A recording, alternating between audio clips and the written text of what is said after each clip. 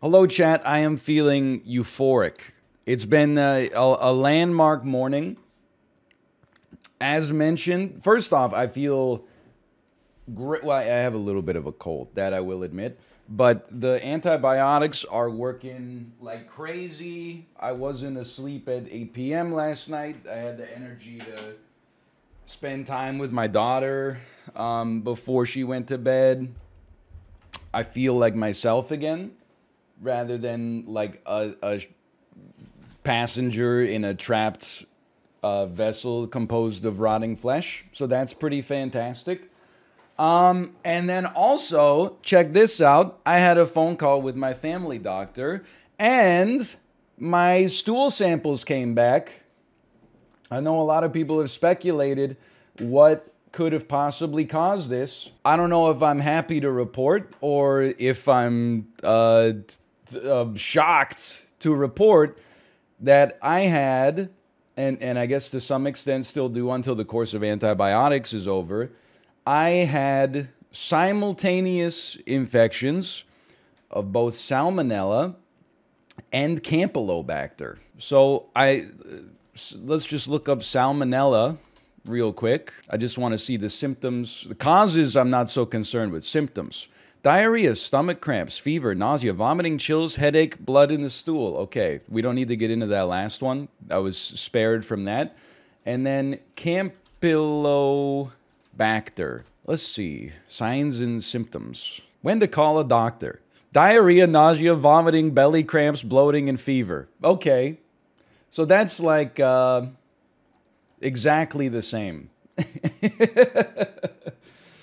But I had them both at the same time, I guess. And then my doctor said the reason that it was so hard for you to get a diagnosis is because this kind of severe simultaneous double infection rarely occurs in the first world, which was news to me. She asked me like 10 times if I've traveled recently. And I was like, no. And then I was like, well, I did go to Western Washington. And she was like, oh, did you go camping? And I'm like, nope. I was like in a house. I was just in a house. So she was like, seriously, like, this does not happen often at all in like the Western world. And that's why, I mean, she was very apologetic, but she was like, that's why every time you went to the ER, they were like, it's probably not food poisoning. You probably have inflammatory bowel syndrome because your symptoms have gone on too long for it to be food poisoning. And that's why they made you go through a ton of imaging instead of, really putting as much of a rush as you could on getting the cultures back and stuff like that. Also, and I told you I was feeling euphoric. My family doctor apologized profusely for the substandard speed and level of care and said, to be honest with you, we have patients who call in for absolutely every ache and pain and bully their way to the front of the line because they think it's an emergency. But knowing you, you should not just call in and like list your symptoms to the front desk. You should call in and say, like, this is my name and this is like an actual emergency. I need to speak to my doctor as soon as possible, which was really nice to hear from a doctor, honestly. So is your problem everybody else sucks? Dude, I mean, what else is new, right? Is one of the recurring themes of what I talk about. Somebody, 1 in 200 people lets their dog shit on the carpet in the apartment building. Everybody's got to face the 2-hour-long meeting about not letting your dog shit on the carpet in the apartment building, right? So I got confirmation that I'm, it's society. I'm a victim of society, not a participant, I guess is what I'm trying to say. So she was like, yeah, like this, what you went through was not okay. The part of the reason that you went through it was because literally this is like a once in a lifetime infection for a 33-year-old man in North America. I was getting, like, you get a little peek behind the curtain. She was like, when we have patients who, like, travel to countries where so-called travelers' diarrhea is common, we just give them a prescription of antibiotics as like a precaution. And I was like, you just you're just giving this shit away? You know how many hoops I had to jump through in order to go to the hospital 3 times being like, I have such horrible diarrhea and like I feel like I'm fighting a battle with like a demon inside of me, and every day the demon gets like 10% closer to winning. Yeah, I'm like, I don't know, I'm feeling a lot better. Campylobacter is like the worst thing I've ever had in my entire life. I'm glad to hear that. Everything online says Campylobacter's common in Canada. I don't know, I'm just going by what my doctor told me. I mean, she's a general practitioner. Not to be rude, but I don't expect her to have like an encyclopedic knowledge of, you know, the incidence rate of every kind of bacterial infection. I do trust her more than chat, I guess, but I'm so happy to finally have like a name for what has been like driving me crazy. It's the #1 cause of bacterial gastroenteritis in Europe, with over 246,000 cases confirmed annually. It can also cause bacteremia in immunocompromised people. Maybe I got that too. Let's see what the hell is bacteremia. Bacterial and fungameous, when infections are fungal. It's a bloodstream infection. Causes gram-positive bacteremia, gram-negative bacteremia. That's all the bacteremias, man. That's every single one of the bacteremias. Unless there's some that are, I guess, like gram-neutral or something. I'm out of bacteremias. Well, honestly, Jay, I'm quite happy for you if you quit bragging. So yeah, long story short, I'm built different. I'm lucky to be alive. I got a third world bout of gastroenteritis in living in Vancouver, British Columbia somehow. I have no idea how that happened, but it was nice to hear my doctor be like, hey, you must have felt like pure shit. And I was like, yeah, like I'm not a doctor and I've never died, but I now have like a new Overton window for what, like I feel like it would be. I felt like I was on the road to slowly dying, for sure. Like I was not just like, oh, I feel bad. I was like, I'm pretty sure like if I, and this is just my hunch, but I'm like, if I didn't get antibiotics like within 2 weeks, I think that we would have been having some dire conversations. Although apparently, when you take the first antibiotic pill, it just like sorts you out like immediately. Like I felt amazing yesterday. I feel incredible today. It's just a shame that shit is like impossible to get. Did you ever think what a way to go out? I mean, there was a large period of time where I was like, oh no, I made all the jokes about toxic megacolon, and then I said, if I die of toxic megacolon, you have my permission to make fun of me, and now I'm going to die of toxic megacolon, and I don't want you to make fun of me, because actually it's fucking torturous. I want you to have sympathy instead. There was some dread in my psyche. Are you sure you shouldn't rest, just in case? Here's the thing. Again, a lot of streamers won't tell you this. Streaming is resting. Maybe not from like a blood pressure standpoint, but otherwise, streaming is basically resting. I know this is like boomercore comedy, but like I have to work in order to rest. Because if I tell my wife that I feel amazing, I feel normal, and then she sees me sitting on the couch for like half an hour, she's gonna make me do some shit that is not restful.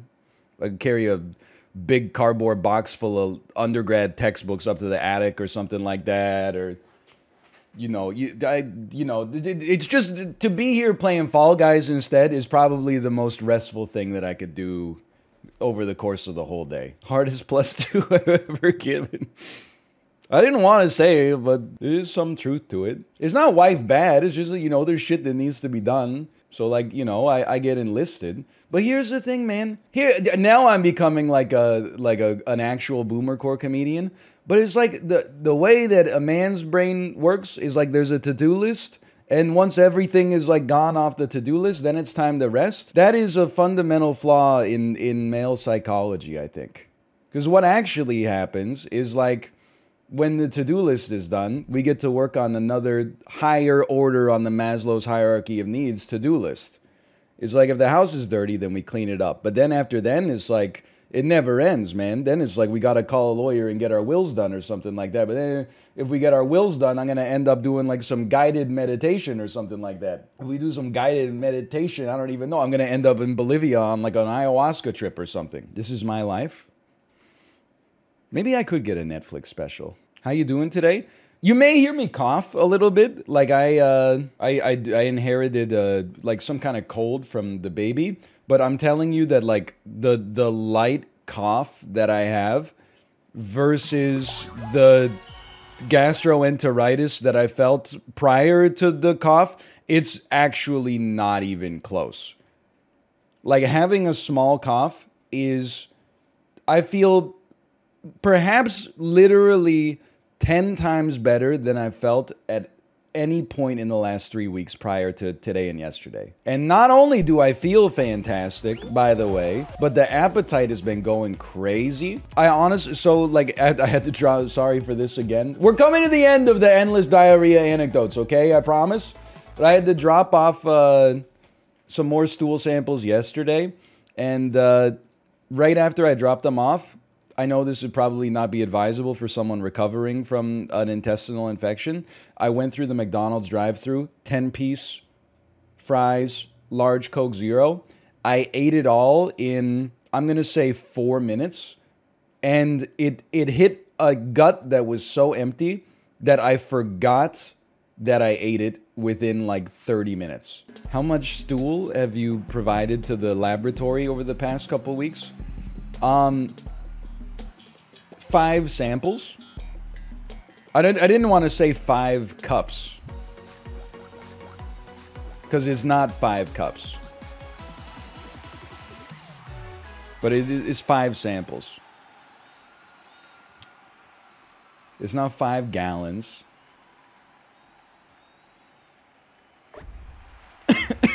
This coffee tastes like shit. Austin, don't drink the coffee, man. It's got Salmonella and Campylobacter in it. Well, it is rather not. Austin, you're going to die. I can make it. I've never been less scared of anything. Look at, are you seeing this? I'm a changed man. That was on purpose. I wouldn't expect you to understand. Go ahead, hit me, see if I give a shit. Hank, don't eat the chocolate in the fridge. It's actually my stool sample. So me and my doctor, we were trying to figure out what gave me the combination Salmonella Campylobacter. I'm at the combination Salmonella Campylobacter infection site. And I was being, I mean, I'm a logical guy. I'm actually like, I mean, maybe logical to a fault to some extent, which I don't actually think is a virtue. I think if anything, it's annoying.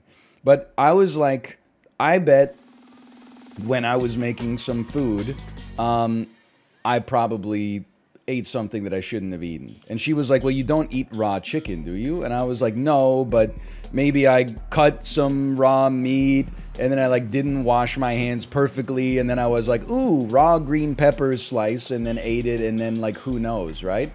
And she was really trying to like get me to be like, well, did you eat at any like restaurants that you think could have given it to you? And I was like, no, I really think that it was probably me.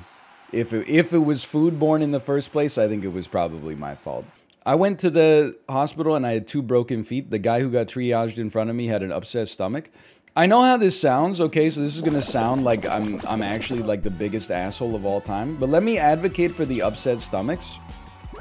I mean, if you got 2 broken feet, that's just it, right? Like, it's not like it's gonna progress from 2 broken feet into, like, oh, now you're having a heart attack, right? Like, they know what they're gonna... Yeah, I agree they should give you some, like, pain meds as soon as possible. But at the same time, you know, some dude who feels like his stomach hurts so bad that he has to go to the ER, then you're like, you know, maybe you gotta take a look at that. You gotta... It doesn't matter. By the way, the guy with the upset stomach, he probably wasn't like, yes, I got in early. Because instead of treating him for bacterial infections, they're gonna be like, nah, man, it could only be an inflammatory bowel disease like Crohn's and ulcerative colitis. So even though he has diarrhea 10 times a day, let's make him sit in the waiting room of radiology for 3 hours while we try to squeeze in a CT scan real quick. And for the love of God, I, as the managing director of this hospital, I forbid you from giving him antibiotics. We wouldn't want to contribute to the rise of antibiotic resistance. Okay? Only if he produces a ticket stub that says he's traveling to the jungle somewhere do I give you permission to give him some antibiotics, okay? And it definitely, I mean, when she said salmonella, I had like a deep sigh. Like, okay, when I tell people that I have salmonella, they will be like, that's bad. You have my sympathy. But then when she said, and Campylobacter, at first I thought she said, you had Salmonella Campylobacter. Like that was one bacterial Latin name.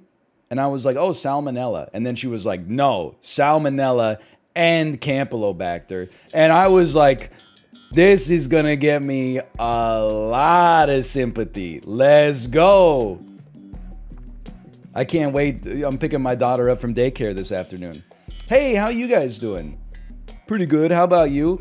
Pretty shit, actually. I had a simultaneous salmonella. Remember 3 weeks ago how I told you I had food poisoning? Yeah, it turns out I actually had a severe simultaneous salmonella and Campylobacter infection in my gut at the same time. I was in the hospital on Tuesday, got a CT scan, a couple of stool samples, and a blood test run. Yeah, they say it doesn't really happen in Canada very often. I might be like the first one. Those other daycare parents, they're not gonna know what hit them, man. I was up late with my kid last night. Oh, really? That sounds rough. I was busy, man-moding two of the most infectious bacteria on the damn planet, because doctors have a mandate not to trust 33-year-old men in the hospital. Unless they accidentally, like, you know, power drilled through their forehead or something like that, doing home improvement 8 Labatt Blues deep on a Sunday. Don't worry, they don't trust women either. Look, it doesn't have to be like that. But we've had to take my wife to the ER a few times. They wheel her in on a stretcher. They find her, like, a room as soon as possible. She still has to wait a long time. But then, like, and I understand why they do it, but they, like 4 doctors come in and they go, sir, could you please step outside? And then they ask her questions about, like, you know, does he hit you? I'm sure is what comes up in the interview. I didn't get any of that shit. They just put me in a chair. Didn't even have me put on like a hospital gown. They just put me in a chair and then they go, all right, buddy, sit tight. And then I'm just sitting there waiting until basically until they've made me sit there long enough that they can be like, well, we don't know what's wrong with you, so we're just gonna like send you home. I've explained to them that my doctor made it clear to me these kind of infections don't occur in the first world. Yeah. So I don't know what happened with that one, but I would definitely say I'm built different. It was so fulfilling to hear our doctor say, like, you must have felt like complete garbage. Right? She says that she'd be like, oh, it's like, you must be feeling so bad. And she was like, I was mad at her that I didn't get seen promptly. And she was like mad at me that I didn't get seen promptly. Like, she was like, Ryan, next time this happens, like, don't talk to front desk. Just call in and say, you know, this is my name and I have an emergency. I need to talk to your doctor's name. Yeah, that's what I told you to do it. And then yeah, but I'm like... you went around, you were like, they say just make an appointment through the website. I'm like, here's the thing. You're like such a nerd. I'm society's last good boy. Who is like, follows the rules. Everybody else is like, they would tell a lie in a heartbeat to advance their own personal situation. And I'm like, oh, I'm at the hospital because I'm sick. Everybody else is like, I'm at the hospital. I need to see a doctor right now. And it's like, you need some of that because you were feeling really bad. But instead you were like, oh, it's okay. I'm not like on the verge of death. So I'll just wait here and sit down on the bed. Thank you very much. I guess it's true what they say. Nice guys do finish last. Yeah, death. I'm out here getting, I'm gonna have like a funeral or something like that. Some bad boy who had a little bit of a sore throat is gonna live until he's like 95 years old because every time he goes to the hospital, he's like, I'm dying. They're like, you're not dying. No, they get little. Here's some Tamiflu. Okay, get the fuck out of here. You're so. annoying to be around. Here's some Tamiflu. Get out of here. I got a dude with simultaneous Salmonella and Campylobacter infections to ignore. We're gonna give him his 18th colonoscopy to just verify, really for real this time, that he doesn't have ulcerative colitis. At least you're not gonna get camera poked into your butt. I still might. Apparently. You wanna get camera poked in your butt? I don't really want to get a colonoscopy, but apparently due to the severity of the infection, they may want to do some follow-ups just to verify that there was no underlying conditions that contributed to this. Which is, you know, that seems very reasonable to me. Not bad. I accept it either way. It's only bad when they want to sample you. And, they tear the When they do a inner- biopsy. Yeah. They tear like the inside of your intestine. I'm They go yoink. I'm here to tell you, quite frankly, that after what I've lived through, I know that sounds dramatic, but it's sincere. If they had been like, hey, we want to give you a colonoscopy, is that okay? I would be like, why are we still sitting here? Give me the barium or whatever. I'll send everything out into the toilet and let's get that camera up there. Like, I would do whatever they... You know, I mean, you just look at my arms. You know how many times I've been... Oh my god, you look like a drug addict. I know, I got so many Did you holes show in my... I Did got... you show them the bruise? This is horrible. I don't know how well you can see it. You're not showing it. It's hard to get it to show up for the camera, but like from where I got like all my IVs and stuff like that, I got It's all bruised. I got a nasty bruise. It's like I green. got like 4 holes in each arm from like where they've taken blood. Oh my god. And that shit didn't even like matter. Like that hurt for like a second. It was the symptoms that were the worst. The symptoms were by far the worst. I always told them, stop taking the food while I'm cooking. And he's like, yoink, yoink. Taking the green onions, yoink. And then yoink got you. The yoink did get me. I don't have an ego about it. I'm not like, oh, you know, I'm sure that it was like the cat poop. I'm like, there's a pretty good chance it was probably my half-assed cleanliness standards during food preparation. It's definitely not a cat poop anymore. Ruka and Tomo is innocent. They're like, dude, we innocent now. It was the yoink. This is I'm a rational enough adult to be like this has changed my life a little bit. Like I'm gonna change my behavior in response to this. That's good. That's good. Stop yoinking the green onions. I'm gonna stop yoinking the green onions. I'm thoroughly washing my hands. I'm not just like giving it like a 6 out of 10 hand wash. Every single one is like I'm about to go into like surgery as the surgeon. I was about to get you like a smartwatch because my Apple Watch counts you down for like washing hands, and then it helped me. Oh, I understand. I was like, maybe I should get you that. And then maybe, like, does the smartwatch come with some capability where, like, if I went to the hospital, I could just show them my Apple Watch and be like, look, 3 red squares. No, but it does calculate your heartbeat. And so if when your heartbeat is like really, really high for more than 10 minutes, the watch give you a warning and be like, yo, what are you doing? Yeah, don't. I was just about to say, just before you came in, that I've been ragging on the medical system a lot, but another thing that happens, that annoys the crap out of me, is when they give you tests and then they don't tell you the results. Like, when I went to the ER on Saturday, I didn't even know, they took my heart rate, and then like an hour later, a nurse came in and was like, hey, why is your heart rate so high? I was like, I thought I was relaxed, man. And then they're like, we're going to give you some fluids to get your heart rate down. And I'm like, I didn't even know that there was anything wrong with my heart. And then some lady came in with an EKG, which was also painful because I had to rip the damn sensors off of my belly hair when it was done. But well, it's only painful because Ryan is very hairy. So she gave me an EKG, and I'm like, what the? I came here because my stomach hurts. Now they're giving me an EKG. And then I realized when I got discharged, they never followed up about the EKG. So I was like, well, I sure hope like my Heart's okay because you did like a fairly serious test on it and then never came in and said, hey, just so you know, by the way, your EKG was totally fine. Yeah, that's the health. Instead, I'm gonna end up getting a follow-up call from our family doctor that's like, hey, your cardiologist called about the EKG, right? And I'm gonna be like, no. And they're gonna be like, oh, you fucking look like an Etch-a-Sketch. You're gonna die. They didn't follow up? Are you sure? That doesn't sound right. Remember, I had that too, but then they're like, it's all good. It's crazy, man. If they don't talk about it, then it's good. That's positive, that's yeah. the rule of thumb. Or they forgot about you. But that only happens like 30% of the time, so... It does feel bad because when I'm sick and I go to ER, they're like, put her on the wheelchair, People, on the bed. I was telling people that, they didn't believe me. Instead, they said, like, bad take, like, why are you sexist? And I was like, no, my wife gets, like, the white glove treatment when she goes to the hospital.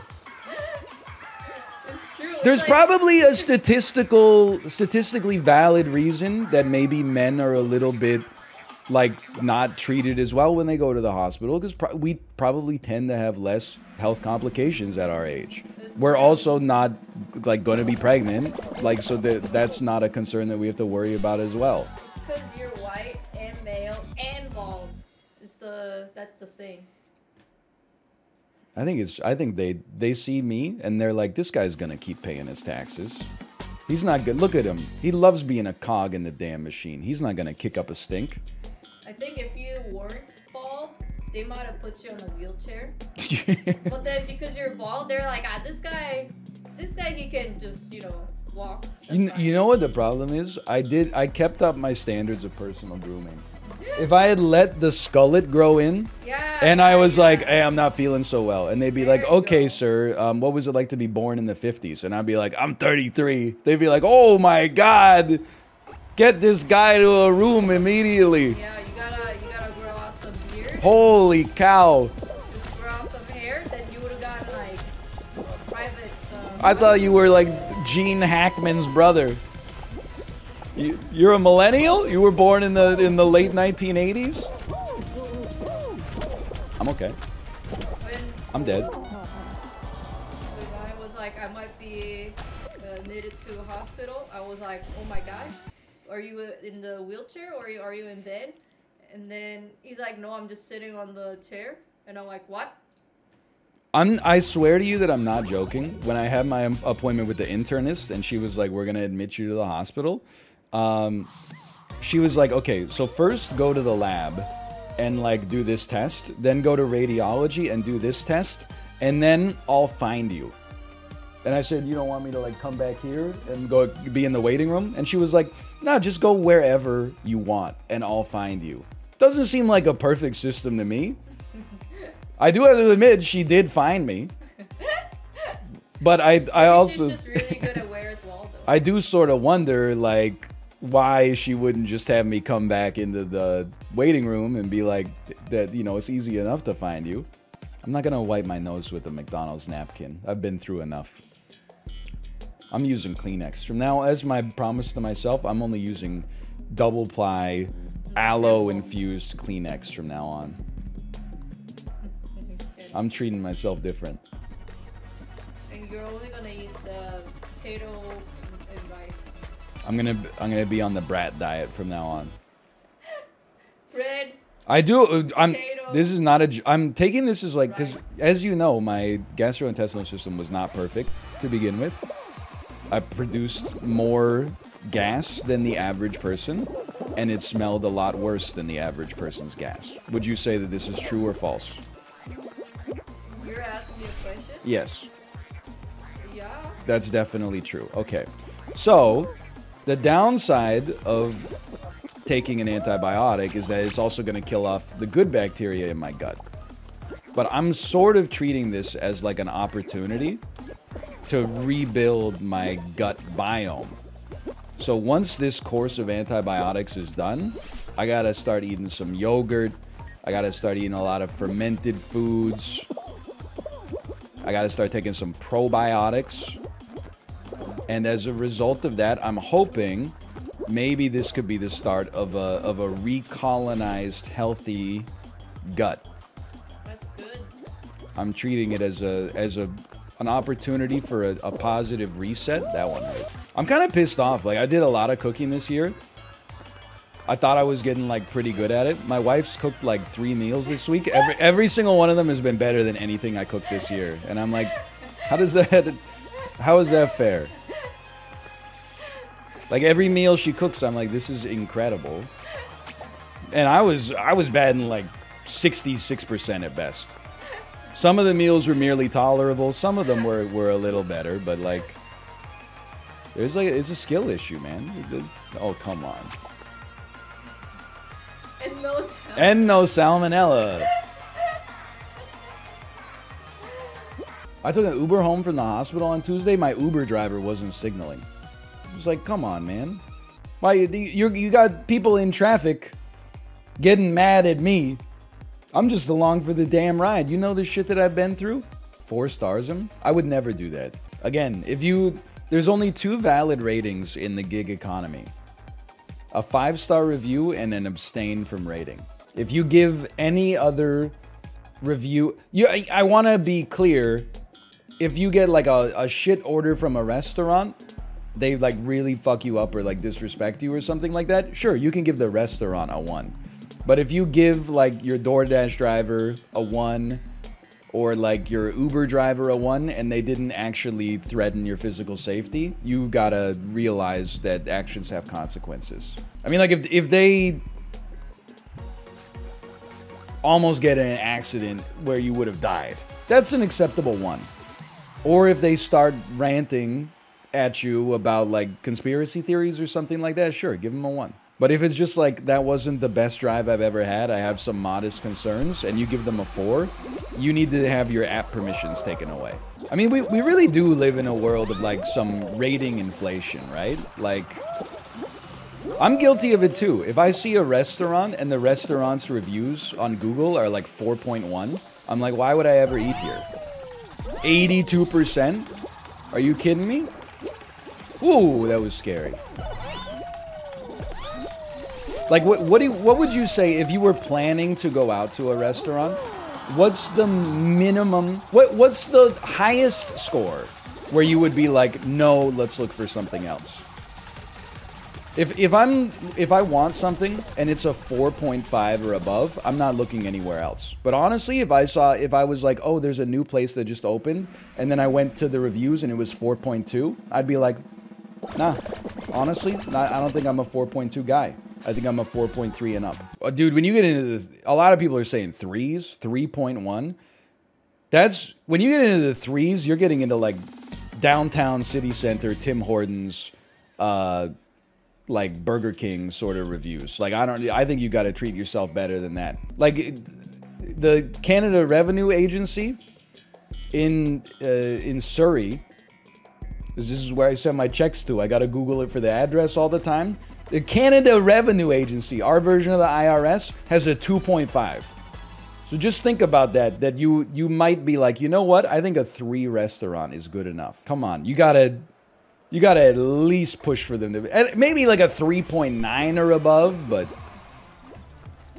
a 3.1 or something like that, absolutely not. I do find though that what's funny is that the people who review like fancy restaurants are like very tolerant of variations in food standards. They'll be like, well, the polenta wasn't that good today, but usually it's great. I give it a 4-star performance. I have no depth perception, by the way. It must be the Campylobacter.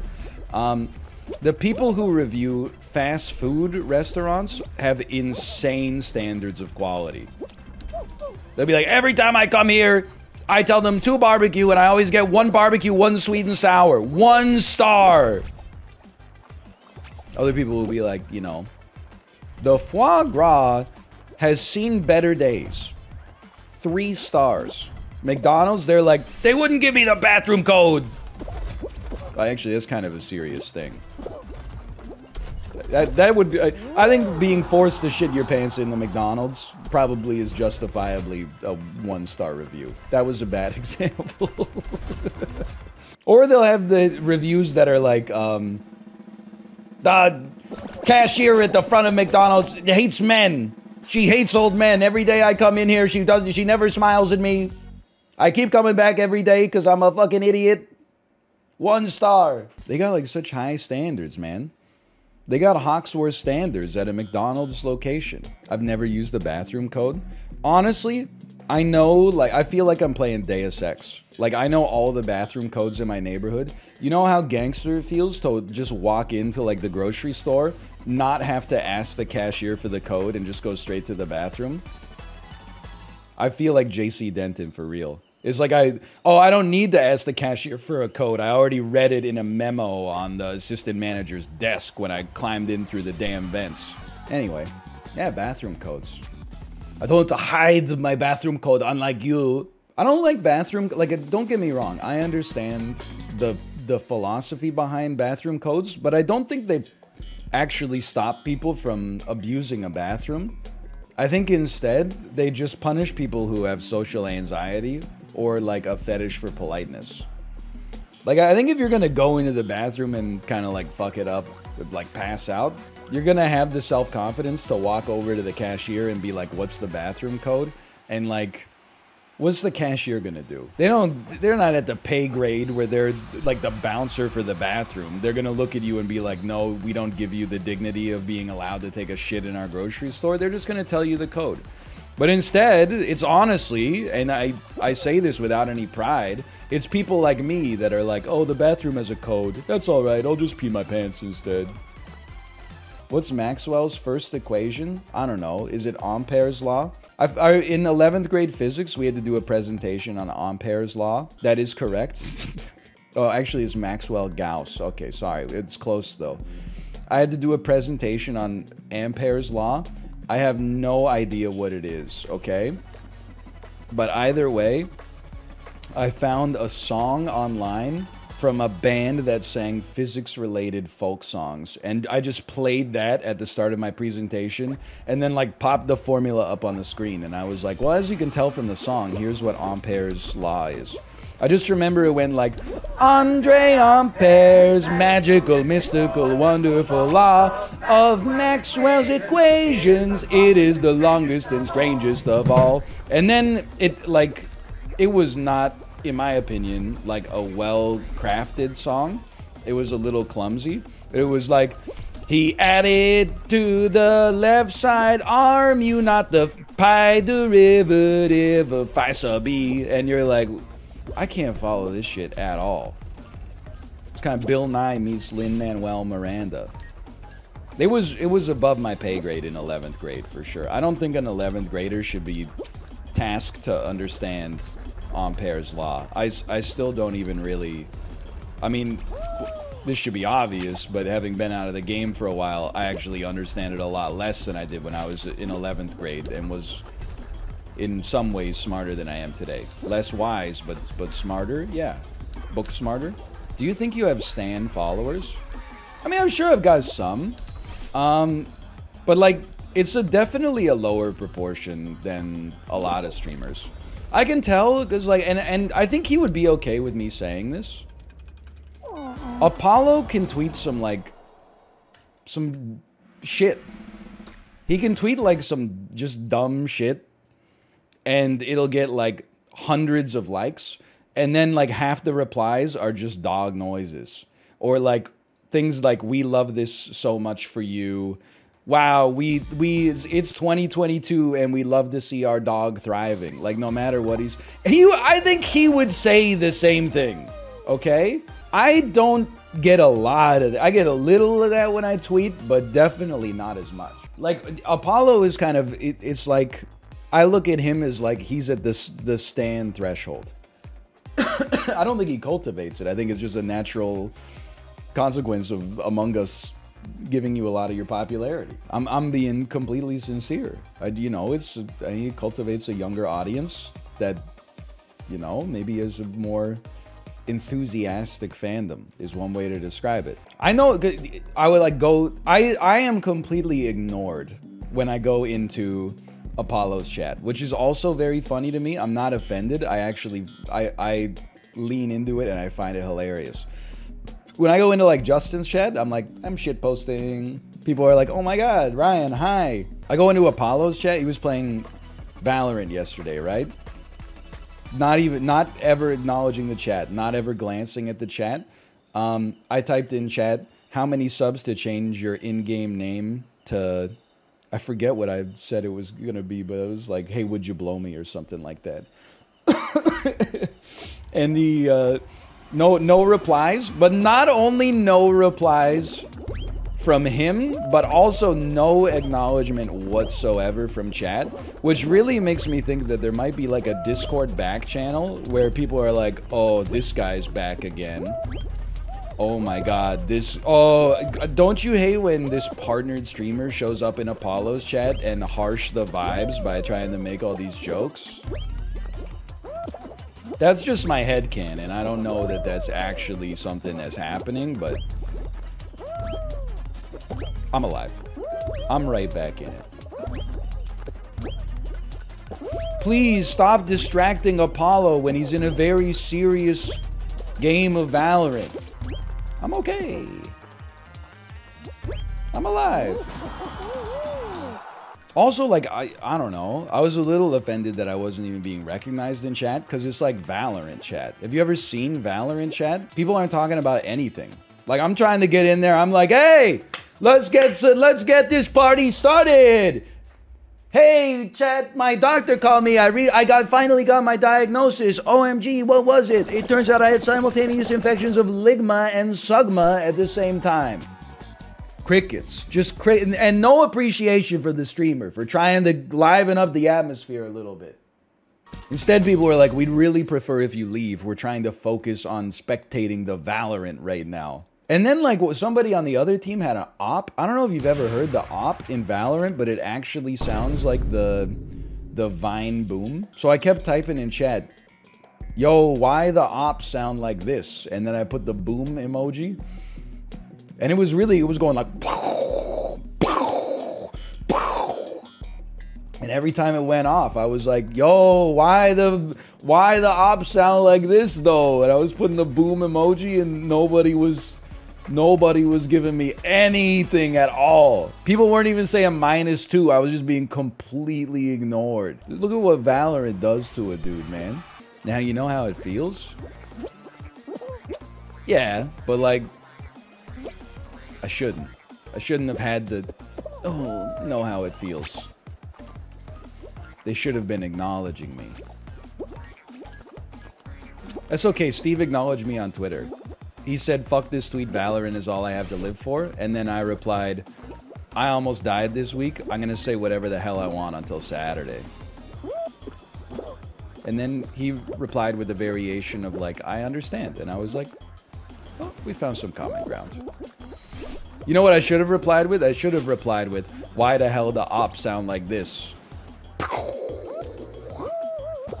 James Caan died? Are you kidding me? We just talked about him yesterday. He's the preacher in, That's My Boy, who goes, and rips his shirt off. It's a joke? He's alive? Oh, okay. Well, then never mind. I mean, it's, you know, rip regardless. I think we should say rip to more people who are alive so they know that we appreciate them. No, he actually died. Okay, well then rip. You do have to be a psycho to want a living funeral, though. I have heard some people express unironically that they're like, no, I really want to have a funeral before I die so that I can appreciate it. Okay, narcissist. You're really gonna make like 100 people plus get dressed up in suits and give up like a Saturday morning to come and pay you compliments when you're still alive? What's wrong with you? You get like you get 2 special days where you get to dominate everybody else's time, okay? You get to take somebody's Sunday morning. Your wedding, and then your funeral, and you're not even there to appreciate the second one. That's why you need a living one? No, you should just tell the people around you that you care about them every day. I don't need to hear like my fucking aunt. Haven't seen her since like 2013. She's gonna be like, oh, you know, he was so young. I'd be like, yeah, obviously. I haven't seen your ass since you gave me like Mario Golf on the Game Boy Color. You don't need to be here. Honestly, you don't need to be here. And I'm not saying you can't come. I'm just freeing you from the obligation if you felt like you needed to be here. If I haven't seen your ass in 10 years, you don't have to come to my funeral. That even applies, like I have friends from college that I would consider myself still acquaintances with, but I haven't seen them in person in 10 years. You don't have to come. I'm not going to make you buy a plane ticket and come to my funeral. Are you insane? Enjoy your Sunday. Why her funeral's only on a Sunday? Well, like, you know, you got to, because of capitalism, you got to put that shit stacked up on the weekend when people actually have time off. That's why, like, if possible, it would be very unselfish of you to, like, live till Thursday. You die on a Monday, you're really taking up a lot of BTUs in the freezer. Did you see the crazy fast GeoGuessr dude being profiled by the New York Times? Dude, though, I keep forgetting his name. But I see him, I don't follow, well, maybe I do follow him on Twitter. But he keeps getting retweeted into my feed all the time. And yeah, Rainbow, dude, I'm so happy for him. He started making, like, self-effacing TikToks where, like, he'll duet with a young lady on TikTok who's like, do you want to go see Minions Rise of Gru with me? And then he just looks into the camera and goes, no. Okay, this is Brazil. Tuk, got it. This is Southern India. Tuk, got it. This is Dhaka, Bangladesh. Tung. It's so good. Like, every single one of the TikToks is the same joke, and it's always so good. Have you ever been Snapchatted by a girl? And no. This is Indiana. Tung. Nice. This is Israel. It's so good, man. Nice. Ludwig did a stream with him. I did hear about that. Dude, Ludwig is actually, like, an insanely nice guy, by the way. It's like a week ago, he tweeted, like, all we want is for the bald man to be happy and healthy again. But he also, like... Okay, I'm dead. He also back-channeled me. I'm not leaking DMs. But he back-channeled me, like, some messages of support. And I was like, thank you so much. For one of the, you know, biggest streamers on the planet, that's, like... That means a lot. And my appreciation, I still have not given him my P.O. Box address to send his Crocs to. I have been a little bit distracted and preoccupied, but still. He respects the elderly? I mean, that's fine. I'm starting to realize that being elderly, I talked a lot of shit, but actually it's like... Being elderly is like a... kind of like a societal cheat code because everybody treats you seriously in the medical industry. Whereas if you're 33, they tell you to fuck off and go drink some Gatorade. Let me guess. Okay. Hey, Napoleon, thank you, thank you. Hey, I'm here because, let me guess, you drank 30 beers on Saturday, fell asleep in the sun with no sunscreen on, like all the other 30-year-old guys in here. 70-year-old man comes into the ER and is like, hi, I'm here for a Savior strength. Here you go. Here's a stretcher. We got a private room, and your choice of roast beef or salmon sandwiches available for you. This guy's like, I'm gonna let this ride. I was just here to visit somebody. But damn, dude, free sandwiches? Watch The Bear? I don't know where to watch it because it's on Hulu. It's on Hulu in America. The shit that goes, we don't have Hulu in Canada, so the shit gets scattered to the winds as soon as it crosses the border. I don't know if that shit's on Crave, Paramount Plus, Peacock. I don't know where the hell that shit is, okay? Dude, I had to tag in on baby duty last night to help get my daughter to sleep because she was crying a lot. So she was in the crib, we were having a conversation. I was like, what's wrong? Do you have an ouchie? And she was like, no. It's like, do you have a boo-boo? She's like, no. And I said, what's wrong? And then she went, very scary monsters. And then I was like, oh, honey, you don't have to be scared of monsters. Like, mommy and daddy, we're right outside. We're right here. If the monsters come, you just shout and we'll come in 1 second and shoo them away. And then she said, scary monsters splashing water. And I realized that she was still hung up on the sea lions that she saw at the aquarium. That, like, she goes to see the sea lions and they go like, and then splash some water at the audience. I was like, honey, you don't have to be scared about the sea lions. The sea lions are at the aquarium. They're just behind the glass. They got no means of locomotion to get to you. I've had bottled screwdrivers. Dude, okay, I guess this is me being a hater. Screwdriver is so funny. Kate showed me a video. It was like this young South Korean guy, and the conceit of the video was like, here's how to take full advantage of being in first class on an airplane. So he was sitting in first class with his friend who had never been in first class before. And he was like, check this out, man. He was wearing like a suit and everything. He's like, as soon as you sit down, order a cocktail. I like to get something nice and sophisticated. And then the flight attendant came by and was like, what do you have to drink, sir? And he was like, I'll take a screwdriver. And she gave him like one of those mini travel bottles of Smirnoff and a little plastic cup full of orange juice. And then he mixed that shit at his own little tray table. And I was like, damn, dude, this is refined living. Drinking every high schooler's favorite cocktail 35,000 feet up in the air. And it only costs, what, $1,500 for the privilege to do so? Incredible. You don't get that in Coach. Yeah, Coach, you'd have to pay like $9 for that, man. Actually, you probably have to pay like $15, but either way. Instead, you could just pay like $1,000 and then like get it for free. Also, everybody knows if you're in first class on the airplane, you just get the wine because they just keep coming around and pouring it. You don't need to mess around making yourself like the world's shittiest cocktails. Just take whatever wine they're walking around with every 10 minutes. Have you ever been to the Rainforest Cafe? I have been to the Rainforest Cafe under the guidance of my wife. All I'm going to say is that restaurant gets away with a lot for basically just having some animal puppets.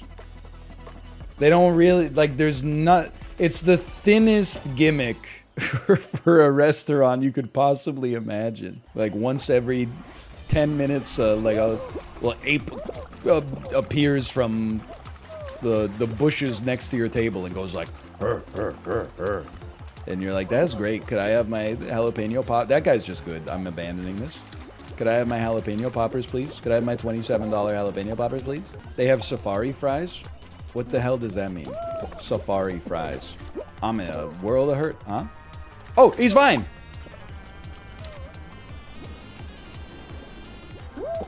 What the hell am I supposed to do with that? Please. There's a chance. It's increasingly looking likely. Holy cow. Whew. Whoa. How about hexagon? Not hexa fucking sphere, not hexa cylinder, hexa Mobius strip, hexa Morbius strip. It was a bold move to add in hexagon but worse as a final. Looking like the damn menu of the Rainforest Cafe. Hi, can I get the cockatiel beef stew, please? With Rainforest tortilla strips. You know what? I would like to add a skewer of jungle shrimp for $100. I will say this is like the hospital gift shop take, but I also feel like the Rainforest Cafe having a gift shop is kind of crazy. Like you didn't travel. It's not like you went to the rainforest. You went to a place that has like a puppet. Why? They have like an orangutan puppet. You didn't actually have to get a passport or anything. This seems horrendous. Goodbye. Well, that's true. I guess, I mean, it is funny. The last time I went to a Rainforest Cafe was in Japan, so I guess I did need to get my passport. That's a valid point. They have them in Japan. I think it was like at the train station close to Universal Studios in Osaka. So Universal Studios is basically like, I honestly think that the American government has jurisdiction over that. Like at Tokyo Disney Sea, that's not like Japanese territory. That's administered by Disney. It's like how even the mayor of Gotham City has to talk to Carmine Falcone in order to run his policy by him. Canadians aren't good at Fall Guys, too polite. You know what? That's a compliment, so I choose to take it as a I choose to take it as a compliment. I choose to take it as true. I don't know if it's necessarily that Canadians are polite, but I do think that I grew up in a culture where everybody waits in line and doesn't concern themselves with what are the odds that someone would punch me in the face if I cut in line. And I will say that it feels different for me in Northwestern Washington. Like in Northwestern Washington, I feel like 80% of people are content to wait in line. Like 20% of people are like, if the person in front of me takes out their phone for 2 seconds to check the weather app, I'm gonna try to just sneak right by him. And you know why? Because fuck you, that's because I can. Now that might just be my own bias, but because it's my personal experience, you can't criticize it. Notoriously mean Bellingham people. I wouldn't know about Bellingham. I will never stop in the city again. r/Bellingham honestly has done more damage to the tourism industry of Bellingham than like, I don't even know. I couldn't tell you anything else about the city, quite frankly, except that they have an airport that mercifully allows you to leave, and it has a close proximity to Seattle, I suppose. Why are you so obsessed with Bellingham? I'm not obsessed with Bellingham. Just somebody in chat mentioned Bellingham. I thought I would provide my thoughts on it. That's not obsession. Obsession is when once a week r/Bellingham posts, how badly do you guys hate Canadian drivers? That's obsession. Like, they're obsessed with Canadian drivers. Probably because the people driving the cars and then parking in the Albertsons parking lot are responsible for at least 60% of the economic activity within the city limits. Why are you checking them weekly? I'm not checking the subreddit. It shows up on my front page because I follow the subreddit. There's a subtle difference. Why are you following it?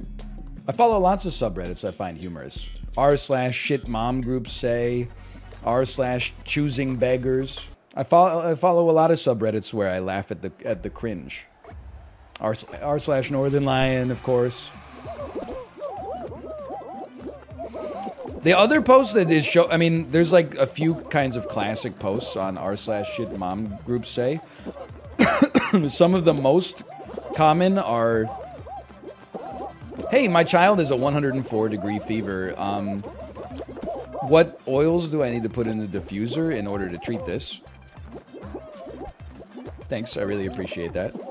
But another very common insane post is limited time job offer. I'm looking for someone to look after my 2-year-old and 7-year-old. I'm willing to pay you $25 a day. You need to look after them from 8:30 until 4:30. Why? Why would you take it away? We had the faintest glimmer of hope. I just don't understand why you would pull it away. What's wrong? Why?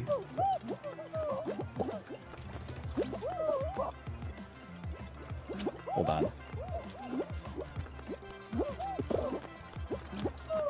If you have a killer instinct, you can always make it. Honestly, fuck everybody that lost that one. You guys deserve it. Eat shit. You fucking crabs in the bucket. We're gonna lose. We're gonna lose. We're gonna lose. I'm losing less because I'm also making you guys lose. All right. See you later, loser. I'm going to the penultimate round. What was I talking about? Oh, Bellingham. Oh, the other... the posts about the limited time job offer. I'll pay you $25 to look after my kids 5 days a week. Also, I need you to provide their lunches. Is so good. And you start calculating it, you're like Napoleon Dynamite. It's like $1 an hour.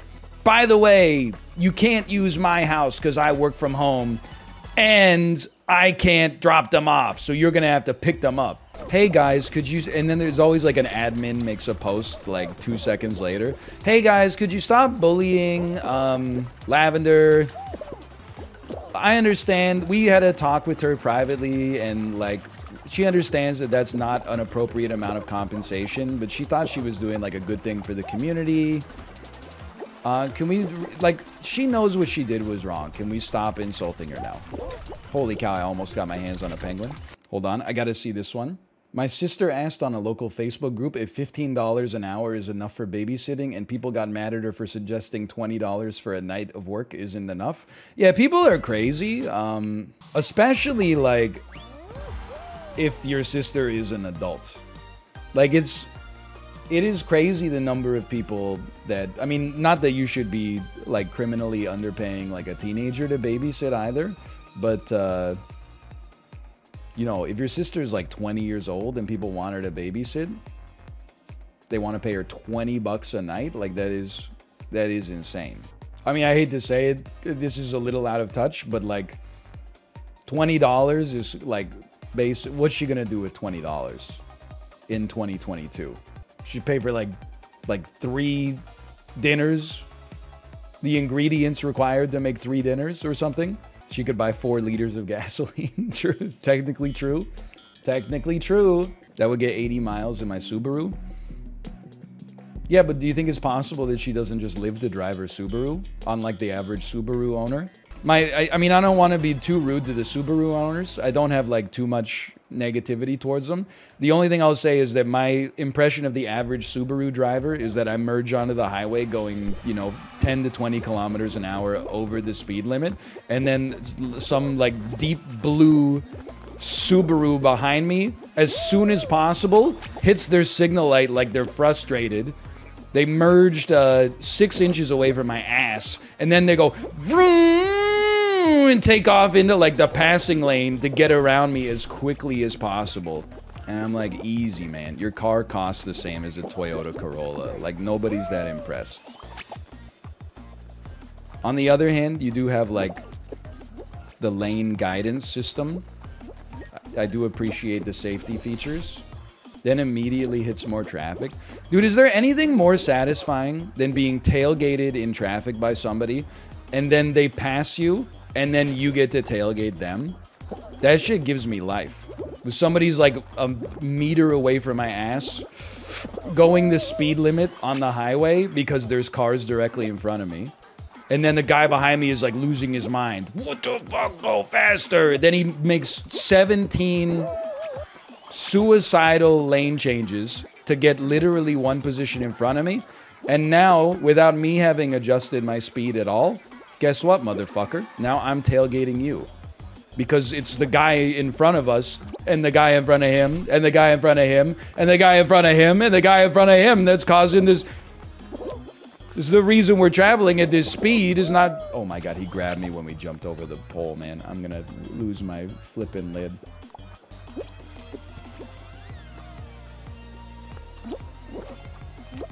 Everyone knows. Why is everybody going so slowly? That was way more slow. Oh, dude, we're not gonna make it. Oh, fuck you, Among Us, fuck you. I'm doing one more. Nobody realizes that, like, yeah, occasionally you get someone that's slow in the passing lane. Can I tell you, by the way, anyone from Bellingham here? The reason people drive in the passing lane and happen to have Canadian license plates sometimes is because your highways were designed by Lucifer. They have on-ramps like every 100 meters. So you follow the law, you drive in the non-passing lane, and then there's an on-ramp, and 14 GMC Suburbans all need to merge, so you go, okay, I'm going to get in the passing lane. Then you get in the passing lane, you get past the 14 GMC Suburbans, you get into the normal lane again, and guess what? By the time you get back into the normal lane, you're at the fucking 14 GMC Suburban situation again.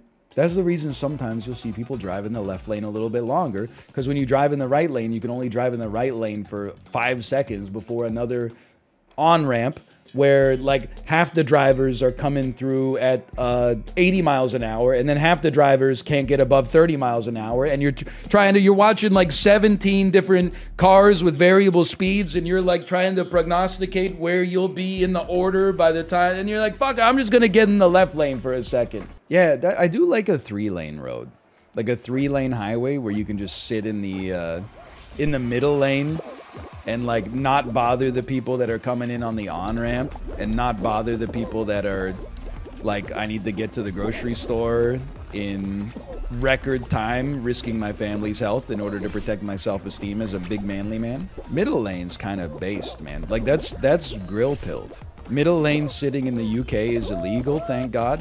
What's the middle lane for if not for sitting? It's not for taking the off-ramp. It's not for passing. That's what it's there for. It's there to simmer. That's the lane for the people who love to chill. It's for passing. Shut up, you fucking Mario Andretti wannabes. Okay, now every lane that is not the lane you merge into is for passing. Get a clue. That's insanity. Why don't you just drive at the speed of traffic and like find something to build your self-esteem besides like driving your car inefficiently and spending too much money on gasoline for no reason? Look, I'll help you. Let's come over to this side. Let's rebuild our inertia. It's such a bad day, honey. It's such a bad day. Oh, what's wrong? My preferred equilibrium speed of driving is 73 miles an hour. The guy in front of me on the road was only doing 71. Makes me so mad. Just like, don't make driving part of your personality. Middle lane sitters cause traffic. What are you talking? Everybody causes traffic. You're in your car, idiot. You want to talk about slowing down traffic? How about the dude who, to save 30 seconds on his 30-minute commute, changes lanes 500 times, forcing the people that he psychotically cuts off to hit their brakes, causing every car in the lane behind them to then have to hit their brakes? How about that guy? How about the guy that refuses to stay in the same lane for more than 15 seconds? What if they didn't hit their brakes? Then they would fucking crash into you. Idiot. They would hit your car because you're merging like an insane person. What if they didn't hit their brakes? On it, what's wrong with people? Are literally just trying to like drive to the farmer's market. What if you just drove in a way that made everybody in the car feel unsafe? Yeah, that would really help out in traffic. And the take just pisses me off even more, because that's how it's the vibe I get from drivers on I-5 all the time in Washington. And then like I'm getting passed in like hurricane level conditions by like a red Pontiac Sunfire from 2000. And then like I'm like, oh, I guess I'm a piece of shit because I'm only driving like 10 over the speed limit or whatever. And then, wouldn't you know it, 3 minutes later, we're like, oh, why is traffic so bad? Oh, there's a flaming Pontiac Sunfire on the side of the road that completely flipped over and is blocking an entire lane of traffic now. Incredible. So as a result of you feeling like other drivers were so bad, you've now blocked an entire lane of traffic with your selfish accident.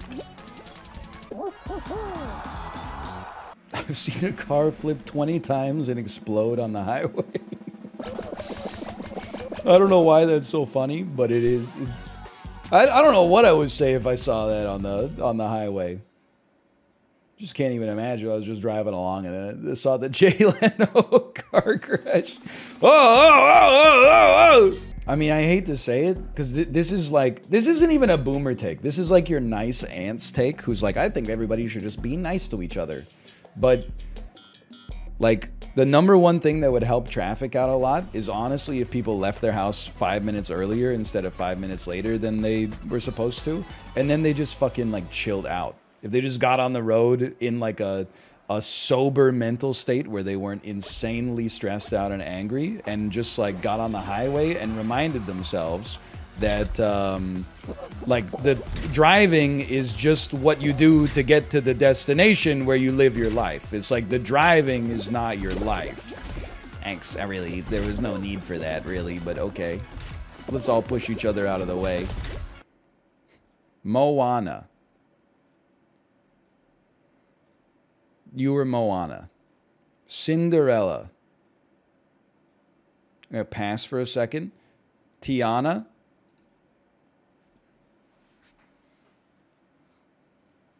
Why are you getting so tricky with it? It's already tricky. When you mash it up, it's already tricky. And then you want to add in some gotchas.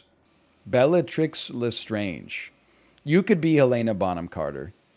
What? Fuck. Ah! She do be Lestrange, though.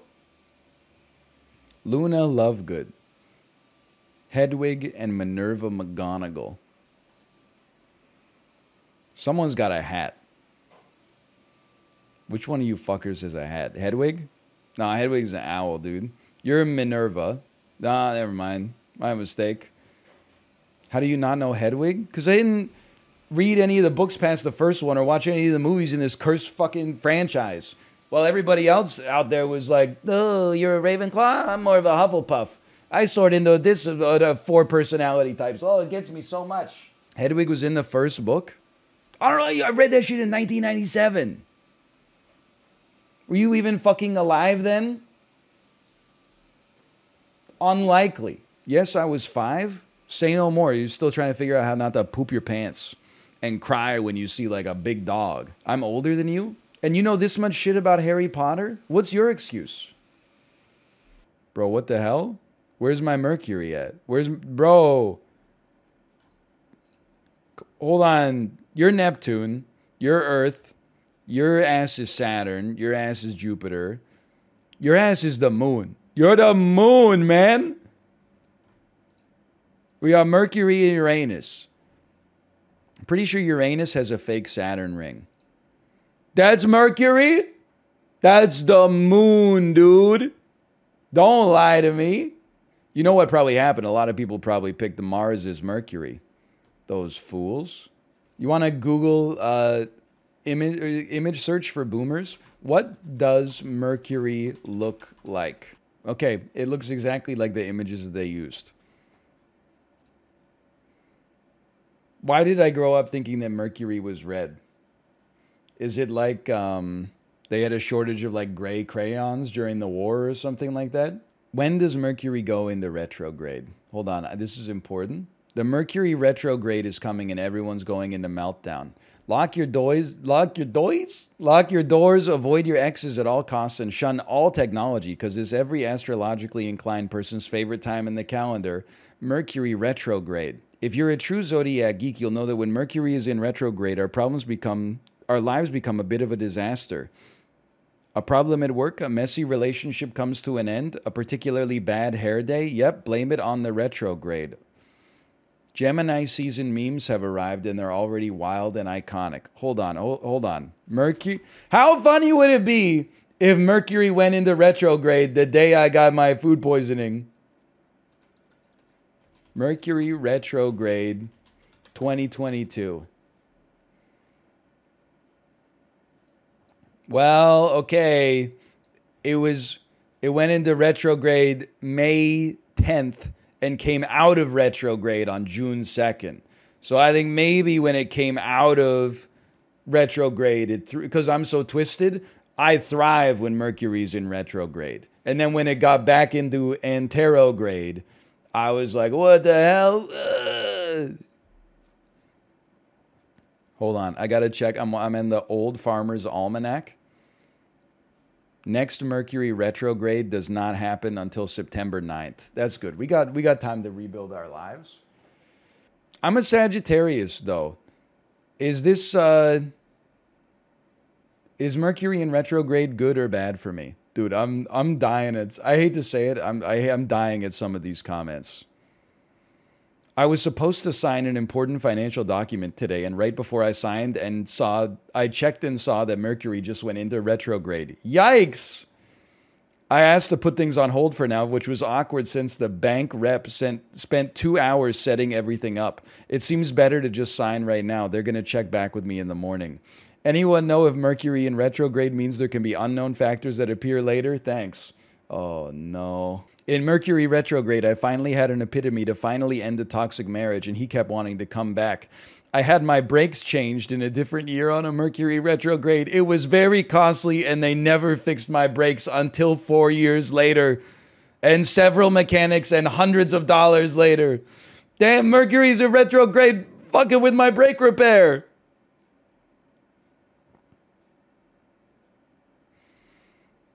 I never make a mistake. Last night, Mercury was in retrograde. I tripped over my dog on the way to go to the bed.